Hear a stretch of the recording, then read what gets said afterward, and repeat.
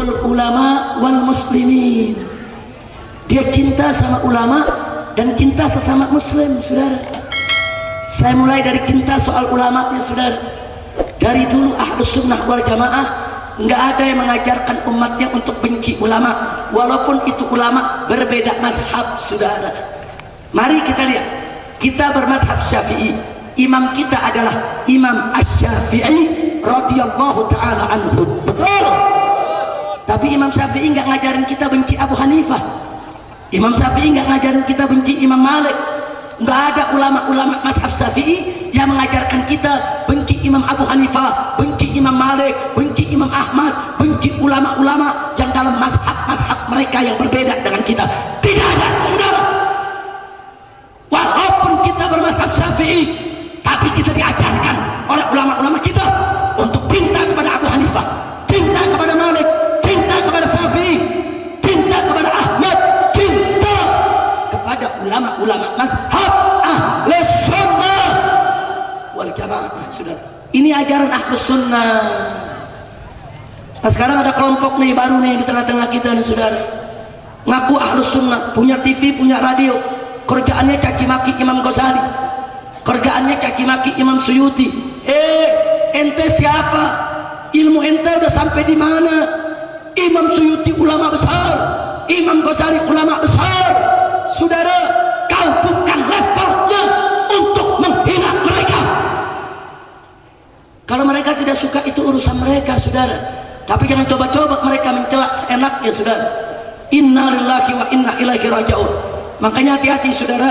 Ciri Ahlus Sunnah wal Jamaah, kita tidak diajarkan untuk mencaci maki ulama, walaupun itu ulama bukan guru kita, walaupun itu ulama berbeda pendapat dengan kita, walaupun itu ulama berselisih paham dengan kita.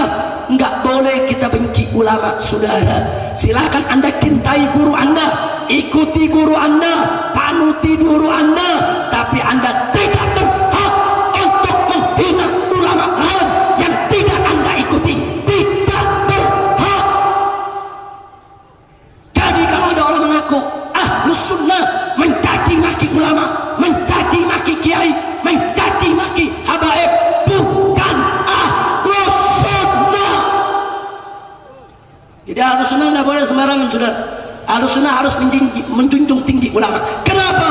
Satu, Allah berfirman dalam Al-Quranul Karim, faqala ta'ala yarfa'illahu alladhina amanu minkum walladhina utul ilma darajat. Allah nyatakan, Allah tinggikan kedudukan orang-orang beriman di antara kamu dan mereka yang punya ilmu pengetahuan beberapa derajat. Allah memuliakan ulama, Allah meninggikan ulama.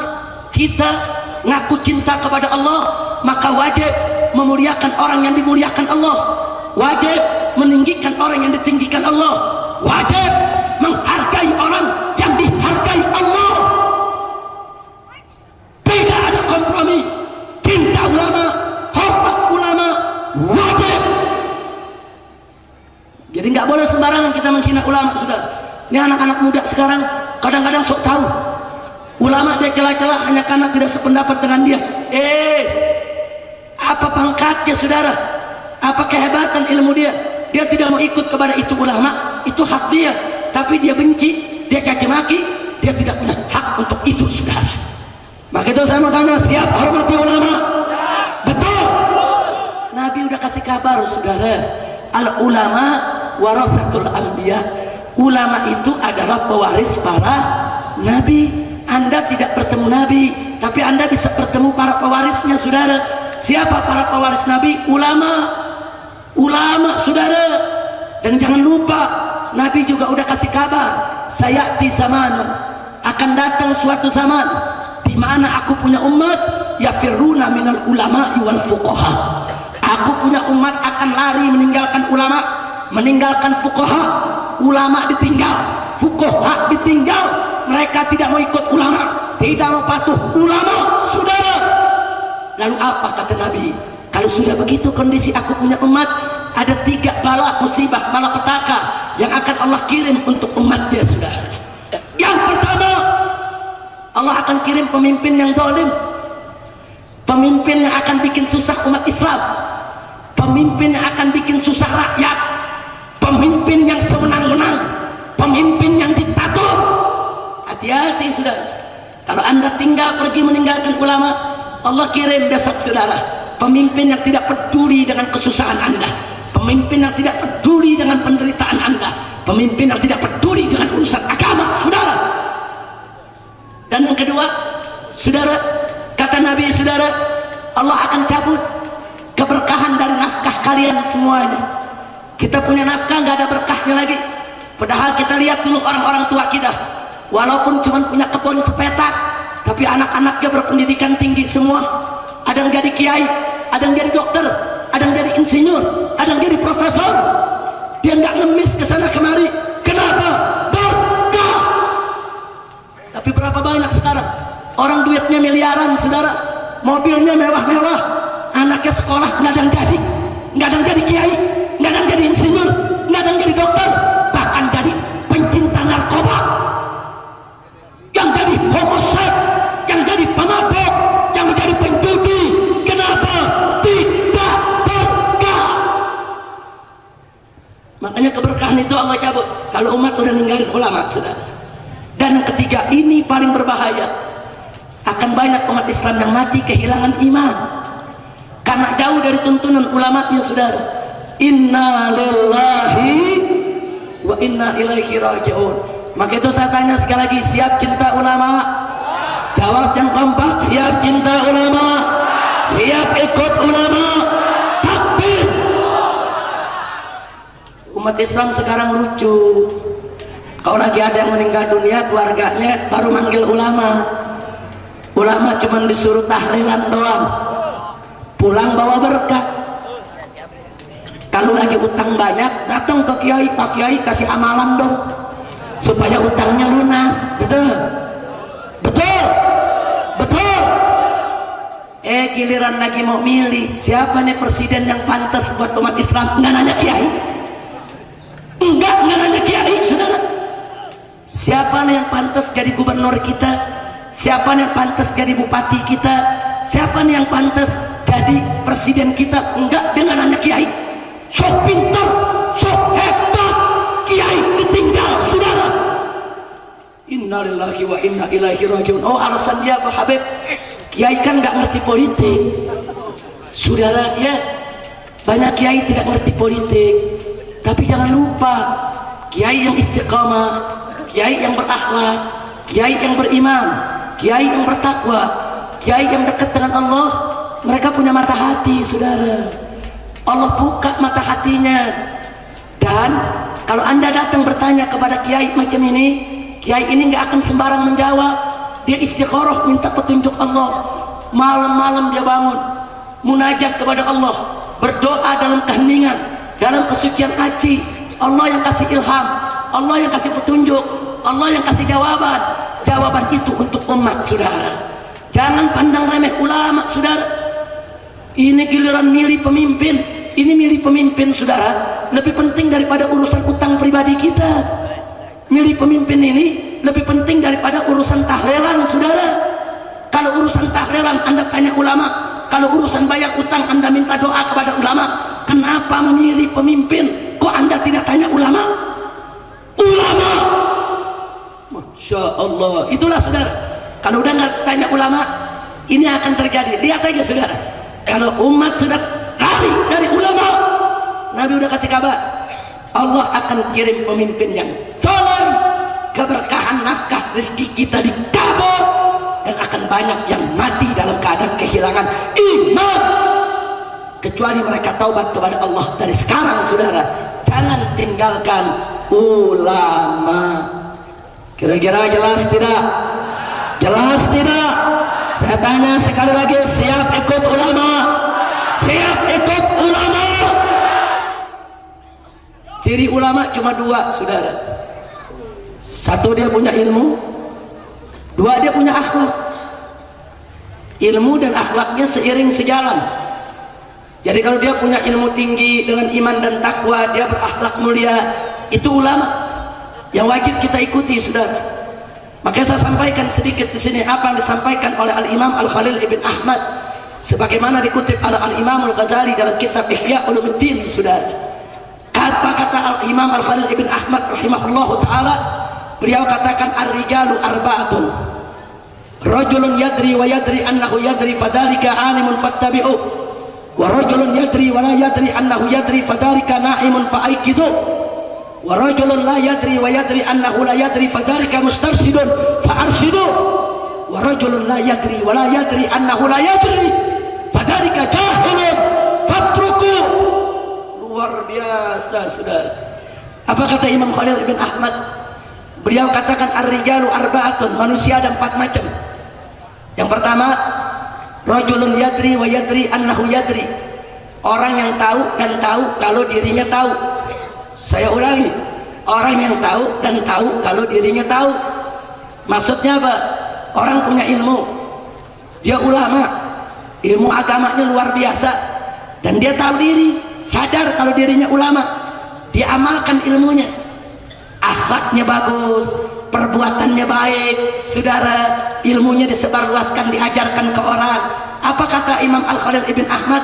Fadzalika alimun, itu yang disebut ulama sebenarnya, itu ulama sejati. Apa kewajiban kita? Beliau kata fattabi'u, ikuti dia. Jadi kalau anda ketemu seorang ulama, cukup ilmunya, bagus iman takwanya, mulia akhlaknya, saudara, dia tahu kalau dirinya tahu, itu ulama, ikuti. Jangan sekali-kali kita tinggalkan, saudara. Kira-kira jelas tidak? Yang kedua, wa rajulun yadri wa la yadri annahu yadri, orang yang tahu tapi tidak tahu kalau dirinya tahu. Seperti apa? Orang punya ilmu, dia ngerti agama, tapi dia nggak amalkan. Ilmu dan perbuatannya berbanding terbalik, ilmu dan akhlaknya tidak sejalan, saudara. Ilmu agamanya tinggi, ilmu agamanya hebat, baca kitabnya luar biasa, saudara, tapi akhlaknya tidak mulia, kerjaannya memfitnah, mencaci maki, berbuat maksiat, saudara. Hati-hati, saudara. Apa kata Imam Khalil? Kalau ada orang semacam ini, fadzalika na'imun, itu orang yang lagi tidur, dia lalai. Kewajiban kita fa'aikidu, bangunkan dia dari tidurnya, tegur dia. Hei kiai, hei tuan ulama, engkau ini Allah karuniakan ilmu, ilmumu luas, akhlakmu mesti baik dong, tingkah lakumu mesti baik dong, ucapanmu mesti baik dong, perbuatanmu mesti baik dong. Tegur, sadarkan, saudara. Yang ketiga, wa rajulun la yadri wa yadri annahu la yadri, orang yang tidak tahu tapi tahu kalau dirinya tidak tahu. Dia nggak punya ilmu tapi tahu diri. Bagaimana tahu dirinya? Nggak punya ilmu, dia ngaji. Nggak punya ilmu, dia tanya kiai.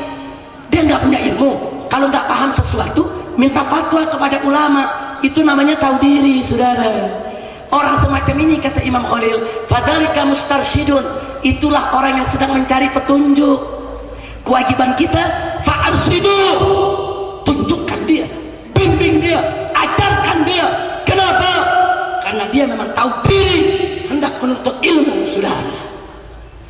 Yang keempat, wa rajulun la yadri wa la yadri annahu la yadri, orang yang tidak tahu dan tidak tahu kalau dirinya tidak tahu.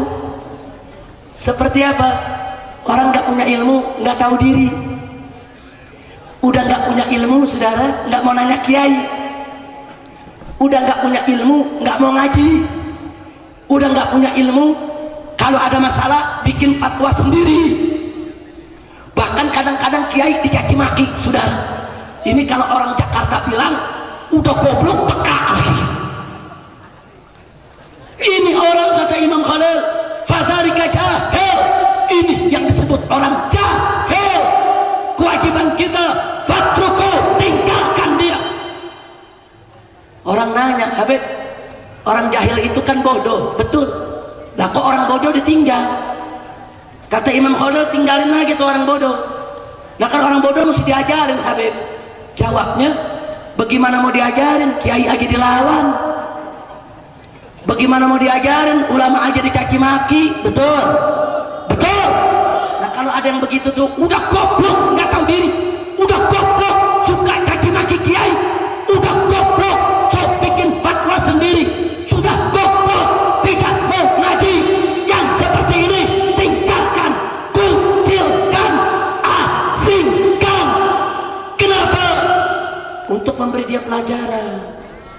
Nanti dia mikir, saya kemari orang jalan, saya kemari orang pergi, kok nggak ada mau deket saya sih? Oh, saya goblok sok tahu sih. Kalau begitu saya harus berubah.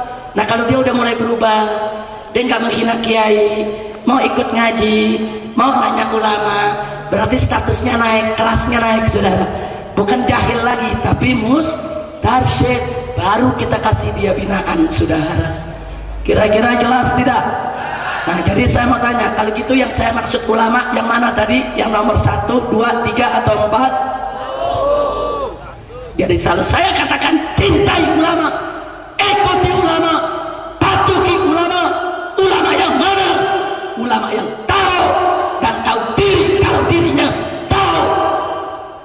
Nah, ini yang namanya Ahlus Sunnah wal Jamaah. Kalau ulama nggak tahu diri, ngaku Ahlus Sunnah, bukan Ahlus Sunnah namanya, akhlak. Nah ini mesti kita sama-sama saling mengingatkan, saling memberi nasihat, saudara. Yuk jadi ulama Ahlus Sunnah wal Jamaah yang selalu saling menghargai sesama ulama. Insya yang terakhir, yang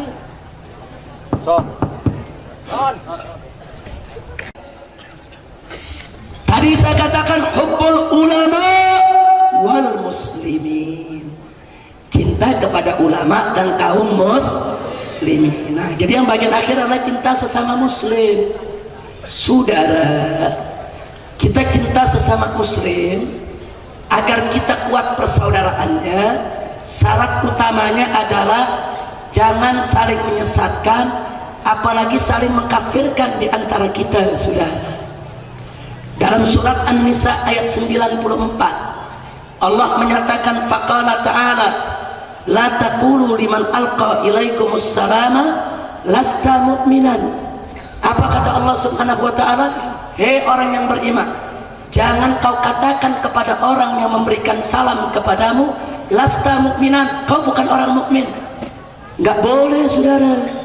Kalau ada orang sudah menunjukkan syiar Islam, sudah menunjukkan identitas Islam, sudah mengaku sebagai orang Islam, sudah mengucapkan syahadat Islam, saudara, selama kita tidak punya bukti kekafirannya, tidak boleh kita kafirkan. Illa kufrun bawa, kecuali kalau kekafiran yang nyata. Dia ngaku Islam tapi mengatakan Allah beranak dan diperanakan, kafir, saudara. Dia ngaku Islam tapi mengatakan ada nabi baru setelah Nabi Muhammad, kafir, saudara. Dia ngaku Islam tapi mengatakan sholat 5 waktu tidak wajib, puasa Ramadan tidak perlu, syariat zakat tidak ada, kafir, keluar dari Islam, saudara. Dia ngaku Islam tapi mengatakan Al-Quran itu kurang, Al-Quran tidak otentik, Al-Quran tidak sempurna, Al-Quran itu sudah palsu, tidak asli lagi, kafir. Kalau yang kafirnya nyata, kafirkan, saudara. Tapi kalau yang kafirnya nggak nyata, nggak boleh. Apalagi soal khilafiyah, nggak boleh, saudara. Yang kunut dengan yang nggak kunut saling mengkafirkan. Ini dia, saudara. Saudara, yang sholat subuh pakai kunut ikut madhab Imam Syafi'i dan Imam Malik juga pakai kunut, saudara. Yang sholat subuh tidak pakai kunut ikut madhab Imam Abi Hanifah, Imam Ahmad juga tidak pakai kunut. Ini Abu Hanifah, Malik, Syafi'i, Ahmad, empat-empatnya ulama Ahlus Sunnah wal Jamaah. Kenapa mesti saling mengkafirkan? Saya ditanya, Habib, mana yang salah? Yang sholat subuh pakai kunut apa yang nggak pakai kunut? Saya jawab, yang salah yang nggak sholat subuh. Betul, betul. Yang sholat subuh pakai kunut bagus tidak? Bagus tidak? Yang tidak pakai kunut salah tidak? Ya, saudara. Ada lagi yang nanya, Habib, orang kalau sholat ada tasahudnya, jarinya telunjuk lurus, ada dikodek-kodek. Yang benar yang mana, yang salah yang mana? Saudara, dalam mazhab Imam Syafi'i radhiyallahu taala anhu, jari telunjuk diluruskan, nggak boleh digerakkan. Karena dalam mazhab Imam Syafi'i menggerakkan anggota badan, saudara, tanpa ada keperluan, tanpa memenuhi persyaratan yang ditentukan, bisa membatalkan sholat. Sedangkan dalam mazhab Imam Ahmad, jari memang mesti digerakkan, saudara, sesuai dalil yang mereka pahami dan mereka yakini. Nggak usah ribut. Yang lurus ahlus sunnah, yang dikodek ahlus sunnah, yang begini yang salah. Betul? Kalau ada orang asyhadu alla ilaha illallah, nah itu aliran sesat tuh.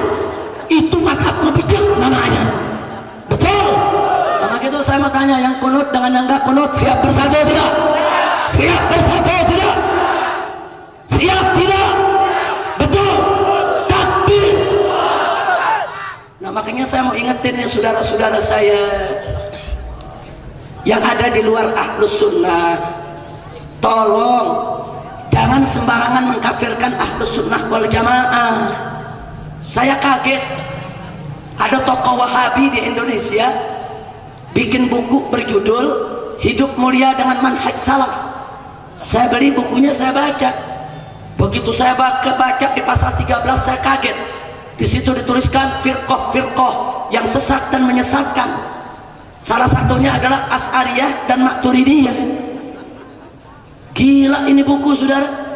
Asy'ariyah itu as-sawadul a'zam, ahlus sunnah terbesar di dunia saat ini, dari dulu sampai sekarang adalah Asy'ariyah, menyusul Maturidiyah. Ada tokoh Wahabi seenaknya ngomong Asy'ariyah kafir, Maturidiyah kafir, pala lu bomenyan. Ngomong seenaknya, saudara. Bukunya saya punya, saudara. Saya beli. Tokoh Wahabi di Indonesia kurang ajar. Selama ini kami hormati Anda, selama ini kami hargai Anda, selama ini kami ingin bersaudara, tapi jangan terus dikasih hati minta limpah dong. Saudara, seenaknya dia sesatkan kita. Saya ingatkan yang di luar ahlus sunnah sana, jangan sembarangan orang yang sedang merayakan maulid dikatakan ahlul bid'ah, musyrik, sesat, masuk neraka. Talqin bid'ah, tahlil bid'ah, peringatan Isra Mi'raj bid'ah, semuanya dolalah, semua masuk neraka. Kayak dia doang yang masuk surga, kayak dia yang pegang kunci surga. Kita nggak boleh masuk semua, saudara. Inna lillahi wa inna ilaihi raji'un. Ini nggak boleh dibiarkan, saudara. Saya selama ini sangat menghargai madhab-madhab yang ada. Saya dialog dengan Syiah, saya dialog dengan Wahabi, saya dialog dengan aliran-aliran, bahkan Ahmadiyah saya ajak dialog, saudara. Kristen saya ajak dialog, Buddha saya ajak dialog, Hindu kita ajak dialog, saudara. Enggak, kita enggak tertutup untuk dialog, tapi khusus untuk kalangan-kalangan takfiriyah yang suka mengkafir-kafirkan umat Islam. Ittaqullah, takutlah kau kepada Allah. Allah sudah melarang umat Islam saling mengkafirkan. Baca surat An-Nisa ayat 94, saudara. Dan di dalam Sahih Bukhari yang bersumber dari Abu Hurairah radhiyallahu taala anhu, Nabi mengatakan, "Idza qala ar-rajulu li akhihi ya kafir, faqad ba'a bi ahaduhuma." Kalau seseorang mengatakan kepada saudaranya, "Hei kafir," maka kalimat kafir akan mengenai salah satu di antara keduanya. Kalau tuduhannya benar, maka yang dituduh memang kafir. Tapi kalau tuduhannya tidak benar, ternyata yang dituduh bukan kafir, kalimat kafir akan kembali kepada dirinya sendiri, saudara. Hati-hati Pak Bu ya. Kalau seseorang mengatakan kepada saudaranya, "Kamu kafir, kamu musyrik, kamu bukan Islam," begitu dia tuduhnya saudara kafir, mulai saat itu dia tidak boleh memberikan salam kepada saudara yang dituduh kafir tadi. Dan kalau saudaranya memberi salam kepada dia, dia nggak boleh jawab lagi, saudara. Kalau saudaranya meninggal dunia, nggak boleh dia sholatkan, karena dianggap kafir, saudara. Mensolatkan orang kafir nggak boleh, mendoakan orang kafir sudah mati nggak boleh, saudara. Dan kalau saudaranya tadi sudah dituduh kafir, nggak boleh lagi dikubur di pemakaman kaum muslimin. Bahkan antara dua orang saudara tadi tidak ada lagi hubungan pernikahan ataupun hubungan saling mewarisi, saudara. Putus. Jadi nggak gampang ngafirin orang, saudara. Kira-kira jelas tidak? Jelas tidak? Jelas tidak? Saudara, tadi saya cerita sahabat Nabi anak angkat Nabi yang bernama Usamah ibn Zaid. Betul? Saya cerita lagi soal Usamah sedikit saudara, sebagai tambahan. Dalam suatu medan tempur, Usamah ini berhasil menjatuhkan musuhnya saudara. Musuh sudah dikuasai, itu musuh mau dibunuh sama dia. Tahu-tahu si musuh kafir ini mengatakan la ilaha illallah. Dia mengucapkan la ilaha illallah, tapi apa yang dilakukan Usamah? Tetap dibunuh. Sebagian sahabat protes, ya Usamah, kenapa kau bunuh? Dia sudah mengucapkan la ilaha illallah. Apa kata Usamah? Dia pura-pura masuk Islam. Dia tahu kalau mengucapkan la ilaha illallah nggak boleh dibunuh. Dia pura-pura. Dia mengucapkannya untuk melindungi diri. Maka itu aku bunuh dia. Sebagian sahabat nggak puas dengan jawaban Usamah, saudara. Selesai perang, datang ke Madinah menghadap Nabi. Ceritalah sahabat kepada Nabi dalam majlis Nabi, saudara. Di situ hadir Usamah. Begitu habis diceritakan, saudara, apa kata Nabi? Nabi menatap Usamah dengan tajam di hadapan sahabat. Kata Nabi, ya Usamah, aku tahu taman qala la ilaha illallah. Hei Usamah, apa betul kau membunuh orang yang sudah mengucapkan la ilaha illallah? Usamah menjawab, ya Rasulullah, innahu qalaha, sesungguhnya dia mengatakan mengucapkan la ilaha illallah hanya untuk melindungi diri saja, supaya aku tidak bunuh dia. Dia pura-pura masuk Islam. Apa kata Nabi, saudara? Ya Usamah, asaqta sadrak hatta ta'lama ma fi qalbi. Hei Usamah, apa kau sudah bedah dia punya dada? Kau sudah lihat dalam hatinya sehingga kau tahu kalau dia pura-pura? Diam Usamah, saudara. Akhirnya Nabi berkata di hadapan para sahabat, wallahi demi Allah, ma umirtu li an asukka ma fi butulin nas. Aku tidak diutus oleh Allah untuk membelah isi perut manusia. Aku tidak diutus oleh Allah untuk membedah dada manusia, melihat isi hati manusia. Tidak. Kalau orang sudah mengucapkan la ilaha illallah akhirnya dia Islam, nggak boleh dikafirkan, apalagi dibunuh dengan tuduhan kafir. Urusan hati hanya Allah yang tahu. Al-hukmu bil-zawahir, hukum dengan yang zahir. Fa amma sarair nufawwiduha ilallah, kita serahkan kepada Allah, saudara. Subhanallah. Camkan baik-baik, orang kafir mau dibunuh dalam medan tempur, mengucapkan la ilaha illallah, belum melakukan perbuatan baik apapun, belum, baru la ilaha illallah saja. Nabi nggak boleh, Nabi larang sahabat untuk bunuh dia. Nggak boleh dihukumkan kafir, tetap dihukumkan Islam, saudara. Maka itu kepada tokoh-tokoh Wahabi di luar Ahlus Sunnah wal Jamaah yang seenaknya suka mengkafirkan Ahlus Sunnah wal Jamaah, kalian mesti sadar, kalian mesti tobat, kalian mesti takut kepada Allah. Apa kalian tahu yang kalian kafirkan itu? Sejak mereka lahir mereka sudah Islam. Sejak kecil sampai mereka dewasa mereka sudah mengucapkan berjuta kali la ilaha illallah. Sejak mereka kecil sampai hari ini, saudara, berapa banyak mereka mendirikan sholat 5 waktu, puasa di bulan Ramadan, mereka bayar zakat, mereka haji, mereka umroh, mereka tidak zina, mereka tidak korupsi, mereka tidak mencuri, mereka tidak melacur, mereka tidak tenggak minuman keras. Hanya gara-gara peringatan Maulid kau kafirkan, hanya gara-gara ziarah kubur kau kafirkan, hanya gara-gara tahlil kau kafirkan. Biadab.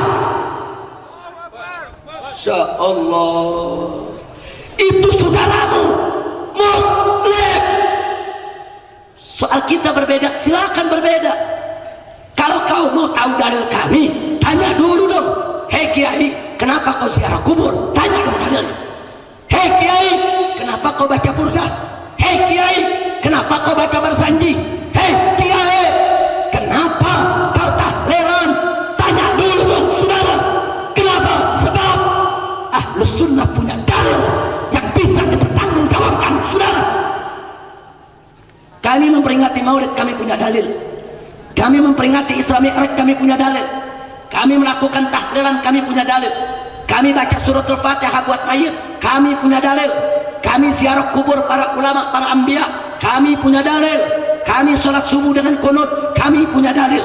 kami berselaman setelah melaksanakan sholat, kami punya dalil, kami doa dengan mengangkat tangan, kami punya dalil.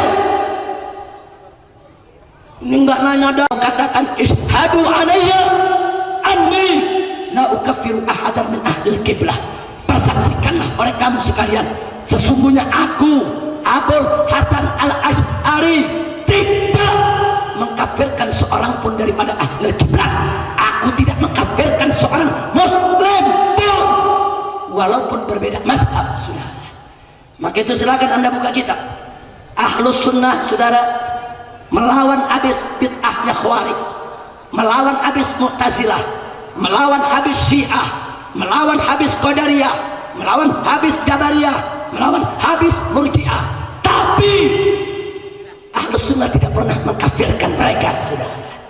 Ya, mereka sesat menyesatkan, bukan Ahlus Sunnah, tapi tidak boleh kita keluarkan mereka dari dairatul Islam.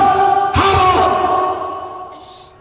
Mestinya mereka kita ajak dengan dialog untuk kembali ke dalam akidah Ahlus Sunnah wal Jamaah, bukan kita mengkafirkan, apalagi memerangi mereka, saudara. Kira-kira jelas tidak? Jelas tidak? Nah, karena itu, saudara, ciri Ahlus Sunnah wal Jamaah tidak gampang mengkafirkan sesama muslim, saudara. Jadi kalau ada orang ngaku sunnah, Ahlus Sunnah, dia kafir-kafirin orang, saudara, itu bukan Ahlus Sunnah, ahlul fitnah. Ahlul apa? Ahlul apa? Anda mau jadi ahlul fitnah atau Ahlus Sunnah? Yakin? Betul? Takbir. Nah, dari sini saya ingin berkira soal ISIS, saudara. Soal apa?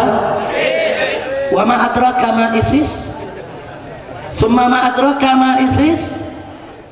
La tadrun? Baik. Saya cerita sedikit, saudara. ISIS ada negatif, ada positif. Saya mau cerita yang negatif dulu, saudara, yang sebetulnya Anda juga sudah banyak tahu. ISIS berpaham Wahabi, dan ISIS mudah mengkafirkan orang yang tidak sejalan dengan mereka. Bahkan ISIS mudah menghalalkan darah orang yang tidak sependapat dengan mereka. Sebetulnya sebelum namanya ISIS, mereka semua adalah anggota Al-Qaeda. Al-Qaeda itu dulu dipimpin oleh Usamah bin Laden. Usamah bin Laden mengangkat amir di setiap negeri, saudara. Di Syria ada amirnya, di Irak ada amirnya, di Libya ada amirnya, di Somalia ada amirnya, dan seterusnya. Amir yang di Irak itu bernama Syekh Abu Bakar Al-Baghdadi. Sedangkan amir yang di Suriah, amir Al-Qaeda, itu bernama Syekh Muhammad Al-Jawlani. Tugas amir yang di Irak melawan pemerintah Irak yang mereka anggap zalim. Tugas amir yang di Syria melawan pemerintah Syria yang mereka anggap zalim. Nah, kemudian di dalam perjalanannya, saudara, mereka banyak dapat dukungan dari rakyat Irak dan Syria. Tapi pada akhirnya mereka kelewat batas. Ada ulama yang tidak sepaham, tidak mau dukung atau bersikap netral, mereka bunuh. Seperti almarhum Profesor Dr. Muhammad Said Ramadan Al-Buti yang punya kitab Sarah Al-Hikam Al-Ata'iyah, yang punya kitab Fiqhus Sirah, seorang ulama besar bermadhab Syafi'i Asy'ari. Dia tidak mau terlibat. Wajar nggak mau terlibat, umurnya sudah 86 tahun, sudah sepuh. Dia pengen anak bangsa Suriah sudahlah berdamai, nggak usah saling bunuh. Tapi kelompok Al-Qaeda yang ada di Suriah, yang dipimpin oleh Syekh Muhammad Al-Jawlani, yang menyebut dirinya sebagai kelompok Jabhatun Nusrah, tidak terima. Kirim eksekutor, bawa bom, duduk di majelis Syekh Muhammad Said Ramadan Al-Buti, dia ledakan dia punya badan, saudara. Akhirnya ulama Sunni ini meninggal dunia, cucunya meninggal dunia, 80 muridnya dalam masjid yang sedang ngaji tafsir meninggal dunia semuanya, saudara. Pala lepas dari kaki, tangan lepas dari badan, saudara. Nah, ini tingkah laku daripada Al-Qaeda yang ada di Syria yang menyebut dirinya dengan nama Jabhatun Nusrah. Sementara yang ada di Irak, saudara, ini dipimpin oleh Abu Bakar al-Baghdadi. Makin lama makin banyak dukungan, semakin kuat, punya senjata, juga akhirnya kelewat batas. Apa yang mereka lakukan, saudara? Semua wilayah yang dikuasai oleh mereka, di mana ada kuburan, makam para nabi, para wali, para sahabat, para ulama, mereka bom, mereka ledakan, mereka ratakan dengan tanah, saudara. Satu, makam Nabi Yunus alaihissalam, mereka serbu, mereka kepung, mereka usir semua penziarah. Setelah itu dipasang bom di setiap tiang-tiangnya, saudara. Akhirnya tempat tersebut mereka ledakan dengan bom, meledak, hancur, rata dengan tanah, saudara. Kami punya rekamannya, saya rekam dalam handphone saya ini, saudara, tentang peledakan, penghancuran daripada masjid atau kuburan daripada Nabi Allah Yunus alaihissalam. Kemudian ada lagi kuburan makam Ammar bin Yasir radhiyallahu taala anhu, sahabat Nabi, juga mereka ledakan, saudara.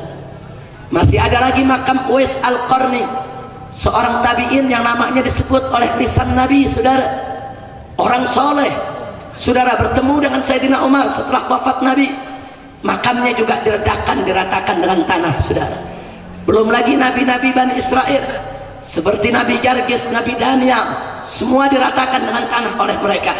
Begitu juga makam ulama-ulama, makam ahli-ahli sufi, saudara, makam orang-orang soleh, semuanya 100 makam lebih mereka bom, mereka ledakan, mereka ratakan dengan tanah, saudara.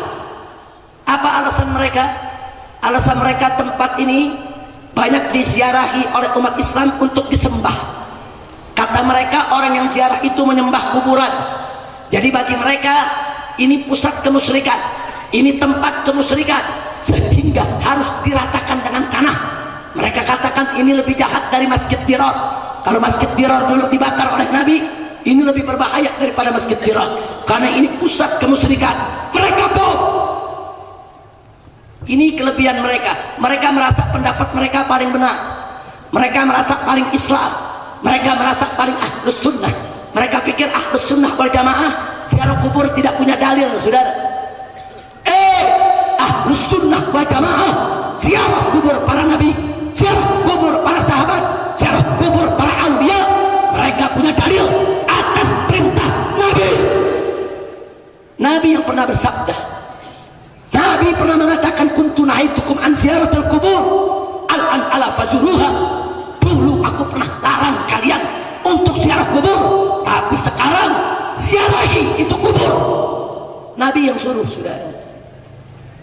Jangankan ziarah kepada kubur ulama, kubur orang soleh, kubur Nabi dan Rasul, kubur orang muslim biasa saja, sunnah. Ini hadis Nabi, saudara. Kalau kalian, hei Wahabi, nggak mau pakai hadis ini, itu urusan kalian. Tapi jangan terus kalian mengatakan kami ini nyembah kuburan. Saya mau tanya, masyarakat Benggir semua yang ada di sini, suka ziarah kubur tidak? Suka ziarah kubur para wali, kubur ulama? Betul. Saya mau tanya, Anda ziarah kubur untuk nyembah kuburan atau bukan? Apa Anda nyembah kuburan? Apa Anda nyembah kuburan? Kita bukan nyembah kuburan, kita ziarah kubur. Kenapa? Fa innaha tudzakkirukumul maut. Sebab ziarah kubur itu bisa mengingatkan kamu sekalian kepada kematian. Bukan itu saja, saudara. Kalau kita ziarah ke kubur orang soleh, kita ingat perjuangannya, kita ingat jasa-jasanya. Dan para ulama salaf mengatakan, ini disebut-sebut namanya, saudara, itu bisa rahmat turun. Apalagi ziarah ke kuburnya. Nah, jadi ISIS menganggap itu pusat kemusyrikan dibom, diratakan oleh mereka, saudara. Maka itu saya katakan sekali lagi, ini merupakan hal yang sangat negatif dilakukan ISIS, dan ISIS akhirnya menjadi musuh Ahlus Sunnah wal Jamaah di seluruh dunia, saudara. Jadi kalau ISIS datang ke Indonesia besok bisa-bisa makam para wali di Indonesia diledakin semua, saudara.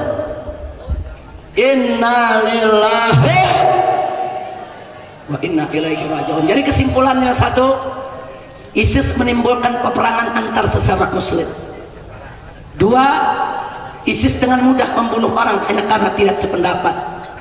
Tiga, ISIS dengan mudah membom kubur para nabi, kubur para sahabat, kubur para aulia hanya karena merasa paling benar sendiri, saudara. Oleh karena itu, kami dari Front Pembela Islam dalam persoalan ini kami tolak ISIS, dan kami tidak izinkan anggota FPI dimanapun untuk terlibat dengan ISIS dalam bentuk apapun. Takbir, sallu ala nabi. Kira-kira jelas tidak? Jelas tidak? Sekarang bagian yang kedua, tapi jangan lupa, jangan kebencian kita kepada ISIS membuat kita tidak adil. Nggak boleh, saudara. Makanya saya katakan di sini, perhatikan baik-baik, kami FPI menolak ISIS, tapi kami tidak mau dipakai oleh pihak manapun untuk mencaci maki ISIS. Kami tidak mau diperalat oleh pihak manapun untuk diadu domba dengan ISIS. 15 tahun yang lalu Amerika Serikat datang ke Irak membawa tidak kurang dari 50 negara Eropa untuk membombardir Irak, saudara. Irak dikerubuti, tentara Amerika, tentara Inggris, tentara Italia, tentara Spanyol, tentara Prancis, tentara Jerman, tentara Korea, tentara Jepang, saudara, rame-rame menggebuki Irak, saudara. Hampir 2 bulan Irak dibombardir habis-habisan sampai Saddam Hussein digulingkan, saudara. Sampai akhirnya Amerika Serikat menguasai Irak, menjajah Irak 10 tahun lamanya, saudara. Tahu apa yang dilakukan oleh Amerika selama 10 tahun? Satu, Amerika menyedot semua minyak Irak untuk dirinya, saudara. Dua, Amerika mengambil semua cadangan emas milik Irak, dibawa untuk kekayaan Amerika. Amerika perampok, penjahat, perompak. Mereka rampok minyak Irak, mereka rampok emas Irak, saudara. Nggak sampai di situ, saudara. Yang ketiga, mereka tangkapi gadis-gadis Irak yang cantik-cantik, yang muda-muda. Mereka masukkan ke penjara Abu Ghraib dan diperkosa rame-rame setiap hari, saudara. Tentara-tentara Amerika biadab setiap hari memperkosa perempuan-perempuan Irak, saudara. Perempuan Irak yang tidak sanggup, ada yang bunuh diri di penjara, saudara. Ada yang stres, ada yang gila, dan ada yang tetap melahirkan anak-anak tentara Amerika dari hasil pemerkosaannya, saudara. Biadab.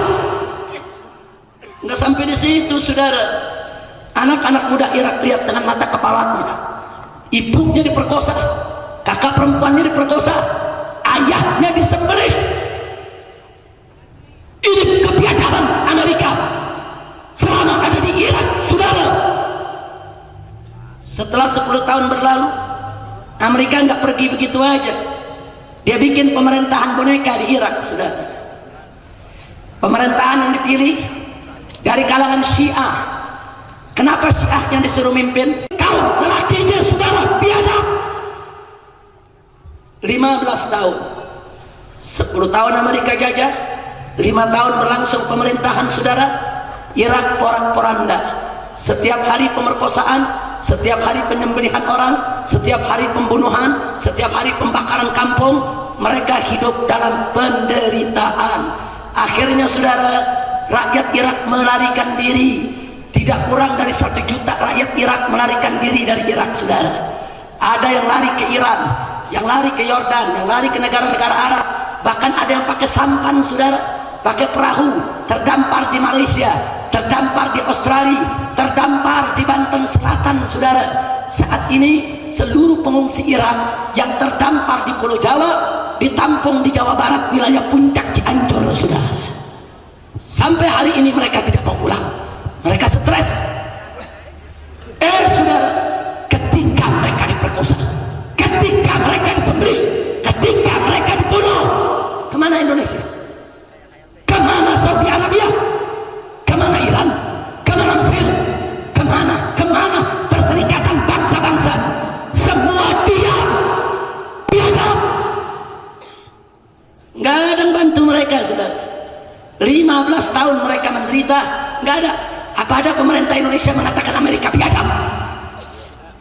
Apa ada pemerintah Indonesia mengusir duta besar Amerika karena kebiadabannya? Apa ada Amerika melarang?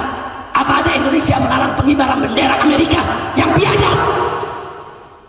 Gak ada, saudara. Amerika biadab. Pemerintah Indonesia nggak berani mengatakan Amerika biadab. Pemerintah Indonesia nggak berani mengatakan Amerika teroris. Pemerintah Indonesia nggak berani mengatakan bendera Amerika karena itu bendera teroris, itu bendera orang-orang biadab, tidak boleh dikibarkan di Indonesia. Kalau dikibarkan ditangkap, tidak ada yang berani. Ini yang terjadi di Irak, saudara. Lalu apa yang terjadi setelah itu? Ini yang saya mau sampaikan. Masuklah Al-Qaeda ke Irak, saudara. Al-Qaeda ini Wahabi. Penduduk Irak itu, saudara, itu dulu 60% Ahlus Sunnah, 40% Syiah. Wahabi nggak ada, saudara. Masuk Al-Qaeda Wahabi. Dia kumpulkan anak-anak muda yang sakit hati, yang ibunya diperkosa, bapaknya disembelih, ditampung, dirangkul oleh Al-Qaeda. Kau mau belajar nembak? Kau mau punya senjata? Kau mau kami latih? Kau mau bisa perang?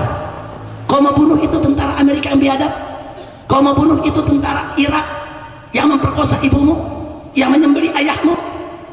Kami ajarkan kau cara perang, kami berikan senjata, ikut kami. Anak-anak muda 15 tahun, 17 tahun, rame-rame mereka ikut, saudara, direkrut. Kan yang datang bukan Indonesia, kan yang datang bukan Saudi, kan yang datang bukan PBB, yang datang Al-Qaeda, saudara. Mereka tawarkan bantuan, anak-anak muda itu menyambut. Dari 15 tahun yang lalu, saudara.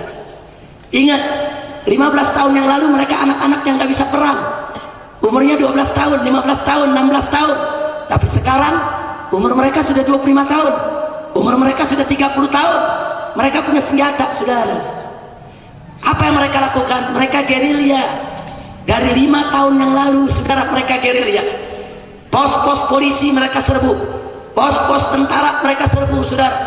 Makin lama mereka makin kuat, karena setiap pos yang mereka serbu, tentaranya dibunuh, dia punya senjatanya diambil, saudara. Terakhir, sebelum Ramadan kemarin, gempar dunia, saudara. Mereka serbu kota Mosul, kota ketiga terbesar di Irak setelah Baghdad dan Basrah, saudara. Begitu mereka serbu itu kota, tentara mereka serang, polisi mereka serang, milisi Syiah mereka serang, dan mereka menang. 1.700 tentara Irak, polisi Irak, milisi Syiah Irak, mereka tangkap di tengah kota, sudah. Begitu mereka tangkap, mereka rebahkan di bawah, mereka tembak kepalanya satu-satu, mereka bunuh. Ini dulu yang memperkosa ibuku, ini dulu yang menghabisi ayahku.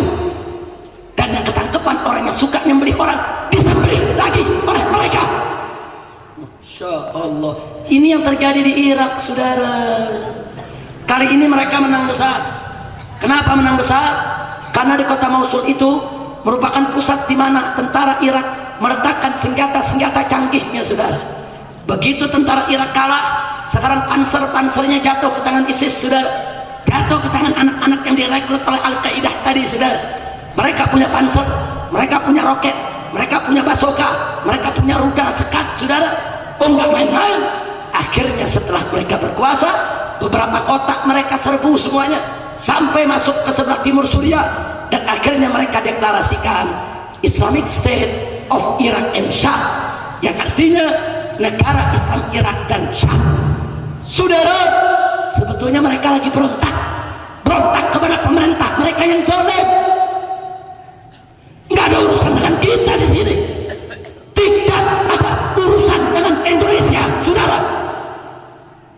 Insya Allah. Saya mau tanya, jujur masyarakat Mengger, jawab saya. Kalau ibu anda diperkosa, kakak perempuan anda diperkosa, bapak anda disembelih, rumah anda dibakar, harta digarap, saya mau tanya, jawab yang jujur. Marah tidak? Marah tidak? Marah tidak? Kira-kira kalau punya kekuatan balas tidak? Balas tidak? Itu manusia-manusia zalim, bunuh jangan. Jadi nggak usah kaget, bukan orang Irak aja saudara, hatta orang Mengger pun kalau dizalimi akan melawan saudara. Bukan ISIS saja, FPI, Jalak Banten, BPPKB, TTKDH, kalau dizalimi kami akan lawan saudara. Betul? Betul? Ini yang terjadi di Irak saudara. Makanya mereka proklamirkan harus lawan Amerika, habisi boneka Amerika. Saat ini Saudi Arabia ketakutan saudara, karena mereka sudah ngancam, kami akan serbu Saudi Arabia, kami akan serbu Amerika, kacung Amerika, bukan Amerika. Makanya Saudi ketakutan sekarang ini saudara. Dia kerahkan semua tentaranya di perbatasan supaya ISIS tidak masuk ke Saudi. Nggak sampai di situ, Saudi bayar 1 triliun lebih kepada PBB agar mengizinkan Amerika bawa tentara untuk menghantam ISIS saudara. Ini nggak ada urusan dengan Indonesia saudara. Indonesia tidak punya persoalan dengan ISIS. Kita tidak pernah bunuh orang tua mereka, kita tidak pernah perkosa ibu mereka. Betul? Betul? Apa perlu kita takut dengan ISIS? Enggak saudara. Yang ketakutan dengan ISIS mereka yang zalim, mereka yang kemarin memperkosa orang tua mereka, membunuh orang tua mereka saudara. Tidak? Kalau ISIS melawan pemerintah zalim, bagus tidak? Kalau ISIS membunuh orang yang memperkosa ibu-ibu mereka, bagus tidak? Cuman itu tadi saya katakan, ISIS kelebihan. Allah udah kasih menang, Allah kasih nikmat, Allah kasih karunia, guru dia bunuh saudaranya sendiri. Akhirnya sekarang di Irak antara mujahid dengan mujahid perang, kelompok jihad dengan kelompok jihad saling bunuh. ISIS berkelebihan. Tadinya waktu dia bunuh tentara Amerika kita dukung, dia bunuh pemerintah yang zalim kita dukung. Tapi begitu dia bunuh ulama-ulama Ahlus Sunnah, tidak ada dunia Islam yang mendukungnya saudara. Kira-kira jelas tidak? Jelas tidak? Nah, kesimpulan yang saya mau ambil saudara, sekali lagi saya sampaikan, saya tidak dukung ISIS, saya tolak ISIS, apalagi ISIS Wahabi sudah. Enggak, kita enggak terima sudah. Bukan tempatnya ISIS di Indonesia. Kalau ISIS di Indonesia meratakan kuburan-kuburan para ulama, FPI paling depan dan akan membela kemuliaan daripada makom para ulama kita. Takbir. Nah, karena itu di Jakarta pemerintah tanya, Habib, bagaimana ini soal ISIS? Saya jawab singkat, bapak-bapak yang terhormat, ISIS itu lahir dari kezaliman. Karena pemerintahnya zalim, tentara polisinya zalim, lahir ISIS. Kalau mereka tidak zalim, ISIS nggak muncul. Maka itu, saya sudah sampaikan di Jakarta, kalau Indonesia tidak mau ada ISIS, ya pemerintah jangan zalim.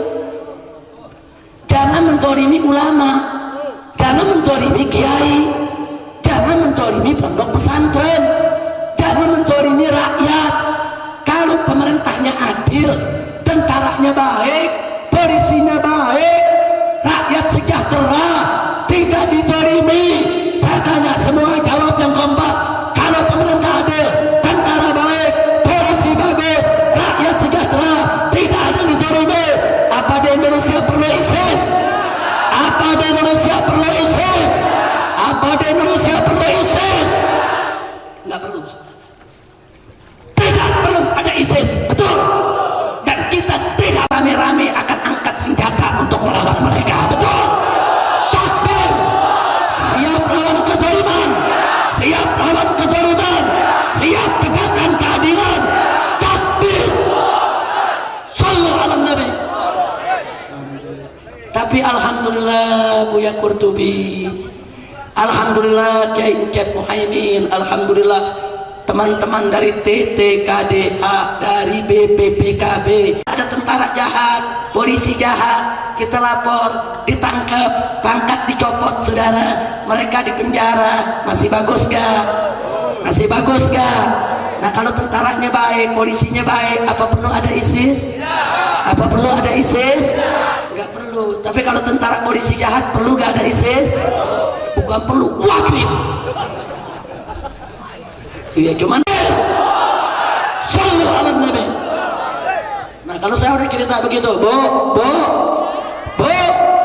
setelah ibu dengar, apa perlu takut sama ISIS? Nggak perlu. Kenapa ditakut-takuti dengan ISIS?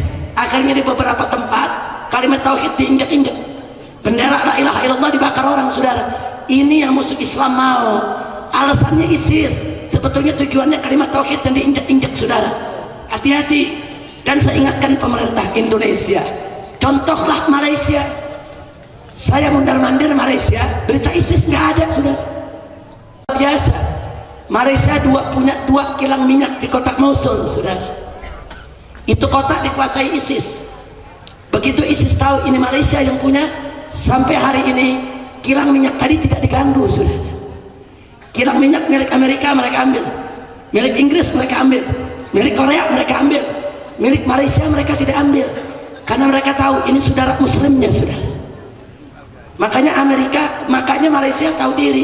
Coba kalau Malaysia ikut-ikutan teriak ISIS teroris, ISIS bajingan, jangan-jangan kilang minyaknya diambil juga sudah. Nah jadi Indonesia punya kepentingan apa mencaci maki ISIS? Kepentingannya apa? Nggak ada perlunya saudara, betul? Jadi udahlah soal ISIS, bu, daripada ngomongin ISIS enakan makan sosis bu ya. Udah nggak usah ribut-ribut lagi soal ISIS. ISIS urusan negara Irak, bukan urusan kita, betul? Ada rakyat berontak sakit hati kepada pemerintah yang zalim, betul? Udah nggak usah ikut campur. Kalau udah nggak mau bantu jangan ikut campur. Kalau kita caci maki, itu yang ditunggu Amerika sudah ada. Saya kasih contoh, FPI yang masuk di TV yang serem-serem doang, betul? FPI ngaji nggak masuk TV, FPI kemanusiaan tidak masuk TV, FPI yang lembut-lembut tidak masuk TV. Tapi kalau FPI saudara dengan orang-orang Banten di Cikesik lagi ke Bukit Ahmadiyah masuk TV. Tiap hari diputar-putar saudara untuk dikasih tahu ini orang Banten jahat, orang Banten brutal, orang Banten sadis, orang Banten intoleransi. Coba lihat saudara. Tapi baiknya orang Banten dia nggak masukin TV, baiknya kiai-kiai Banten nggak dimasukin TV. Kurang ajar tidak? Kurang ajar tidak? Nah, kenapa FPI begitu saudara? FPI diserem-seremin supaya rakyat benci. Kalau rakyat sudah benci, rakyat mencaci maki. Kalau rakyat sudah caci maki, maka rakyat minta kepada pemerintah FPI dibubarkan. Kalau rakyat sudah minta, pemerintah tinggal ketok palu, FPI bubar, selesai. Itu namanya dalam ilmu intelijen saudara, pengkondisian. Dalam ilmu politik juga disebut pengkondisian, dikondisikan dulu. Mau bubarkan FPI nggak gampang kalau rakyat masih suka, betul? Nah caranya bagaimana? Bikin dulu FPI serem. Nah kalau FPI udah serem, rakyat benci, rakyat nggak suka, rakyat menjauh, nanti rakyat yang minta dibubarkan, baru bubarin FPI. Begitu juga ISIS saudara. ISIS begitu mengancam Saudi, negara-negara Arab ketakutan saudara. Bayar ke PBB 1 triliun supaya Amerika turun ganyang ISIS. Amerika nggak bodoh saudara. Kalau Amerika langsung ganyang, nanti dunia Islam caci maki Amerika. Bagaimana caranya? Tunjukin dulu kejelekan ISIS, sebarkan dulu filmnya yang serem-serem saudara di seluruh dunia.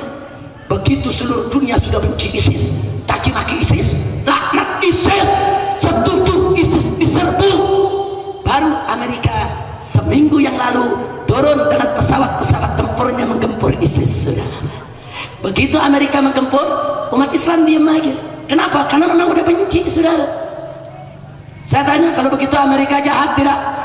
Licik tidak? Biadab tidak? Mau diperalat Amerika?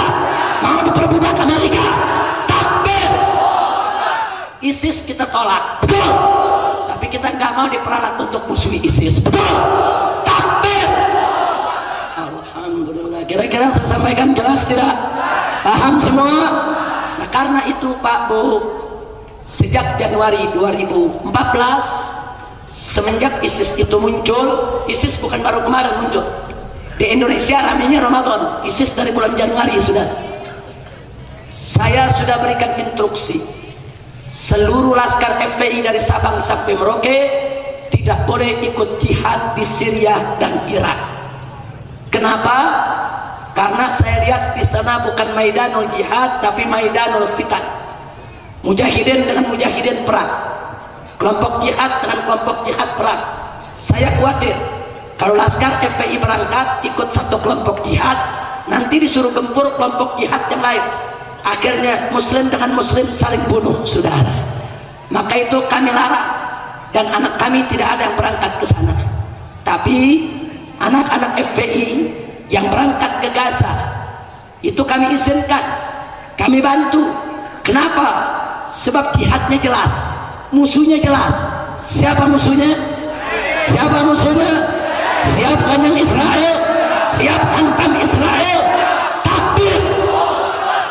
Begitu juga kami izinkan laskar-laskar kami yang berangkat ke Filipina Selatan, yang berangkat ke Thailand Selatan, yang berangkat ke kamp-kamp pelatihan di Bangladesh untuk membantu daripada kaum Rohingya yang dibantai di Myanmar, saudara. Ya, musuhnya jelas. Kami izinkan mereka di medan jihad yang jelas. Tapi kalau medan fitnah, kami tidak izinkan mereka untuk berangkat.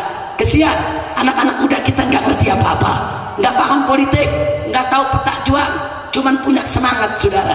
Karena itu mereka harus disalurkan supaya tidak mencelakakan mereka, baik urusan dunia maupun akhirat. Alhamdulillah. Dan saya ucapkan terima kasih kepada seluruh masyarakat Banten, khususnya kepada pengurus FPI di Banten yang telah berhasil mengumpulkan puluhan juta, bahkan 100 juta lebih. Total berapa?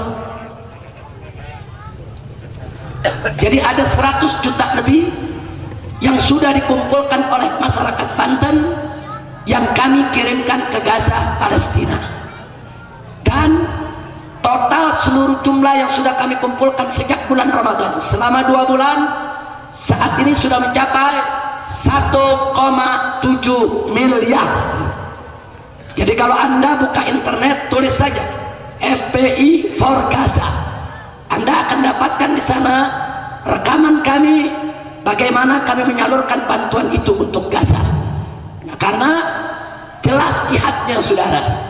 Para mujahidin di Gaza sudah mengontak kami dan minta FPI supaya ke depan memikirkan membangun bank darah, saudara. Karena kemarin ini 50 hari serangan Israel, lebih dari 2.500 masyarakat yang terbunuh, mati syahid, dibom oleh Israel. Dan banyak yang mati karena kekurangan darah, karena rumah sakit mereka tidak punya stok yang cukup tentang darah, saudara. Karena itu kami sudah setuju, kami sudah punya tempat, kami sudah kerjasama dengan rumah sakit Indonesia di Gaza yang dibangun oleh Mercy bersama-sama dengan FPI, satu ruangan khusus untuk bank darah FPI untuk mujahidin Gaza, saudara. Jadi ini sudah sedang kita buat. Kita akan siapkan semua alat-alat canggihnya, saudara, dan kita juga akan menjajaki bagaimana cara kita mengumpulkan donor darah dan mengirimkan darah-darah kaum muslimin untuk diberikan kepada pejuang-pejuang Islam sehingga dimanfaatkan untuk perang lawan Israel, saudara. Saya tanya semua di sini, kalau darah Anda dikirim untuk perang lawan Israel, siap tidak? Ridho tidak? Rela tidak? Jadi kalau FPI bangun bandara FPI di Gaza, setuju tidak? Dukung tidak? Takbir. Alhamdulillah. Nah, itulah yang saya mau sampaikan. Jadi ISIS boleh jihad, tapi ISIS mesti tahu bukan dia saja yang jihad, saudara. Di sana banyak kelompok-kelompok mujahidin yang berjihad, banyak ahlus sunnah yang berjihad. Jadi jangan ISIS merasa dirinya paling benar, dirinya paling Islam, terus gampang mengkafirkan sesama muslim. Hei ISIS, kami dukung kau lawan Amerika, kami dukung kau lawan kezaliman, kami dukung kau ingin tatbik syariah, kami dukung kau ingin tegakkan khilafah. Tapi harus dengan cara-cara yang tidak melanggar syariat Islam, harus dengan cara-cara yang halal, tidak boleh menghalalkan segala cara, saudara. Betul? Betul? Alhamdulillah. Kira-kira sampai di sini jelas tidak? Paham semua?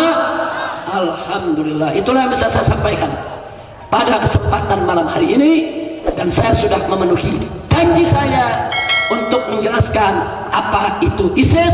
Mudah-mudahan manfaat untuk kita semua. Rabbana atina fid dunya hasanah wa fil akhirati hasanah wa qina adzaban nar wa qina adzaban nar wa qina adzaban nar.